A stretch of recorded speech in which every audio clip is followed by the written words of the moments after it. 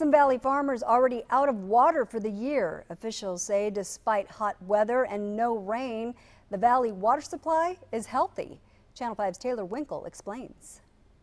Let's consider the valley water supply a giant cup. Every city and farmer is only allowed to drink or use the amount allocated to them. The heat has some farmers irrigating more, which means more money and a higher risk of running low on their water supply. These are pretty healthy looking cotton plants. It's a little bowl. It's already forming. To keep him that way, Brian Jones is irrigating his crops for a second time this season, something he hoped he could hold off on. It's probably a little earlier than normal. We just haven't had the rainfall that we normally have. Jones says he'll probably have to do it at least once more before harvest in mid-July. This water and labor run about $25 an acre. Multiply that by 200 acres, the size of his fields. It's added expenses. It's more than what we had planned on at this part of the time of the year. But fortunately, we still have the water. 3 separate times, that's $15,000.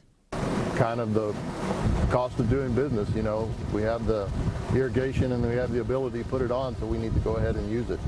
Jones still has enough water in his allocation to feed these plants, but other farmers not so lucky.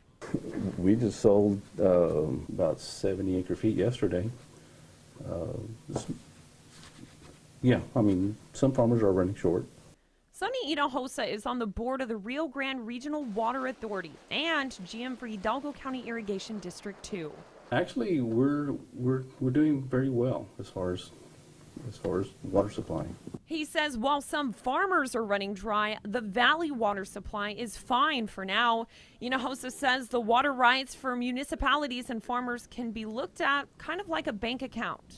As long as you have water in your account, just like you would have money in your checking account, you're allowed to withdraw whatever's in your checking account. Just because one city or farmer runs out doesn't mean everyone in the valley is in the negative. Jones says at least he has water to use. There's a lot of dryland farmers that basically have already lost their crop already because of the drought situation here in the Rio Grande Valley. A dry situation that doesn't look to be getting better anytime soon. Irrigation districts tell me there's more water allocated to be used in the valley than there is in the actual water supply, but rain won't really help with that down here. It's more about getting water in our watersheds that are out to the west. Reporting in the studio, Taylor Winkle, Channel 5 News at 6. The valley water supply hasn't come from the Rio Grande in decades, according to Hinojosa.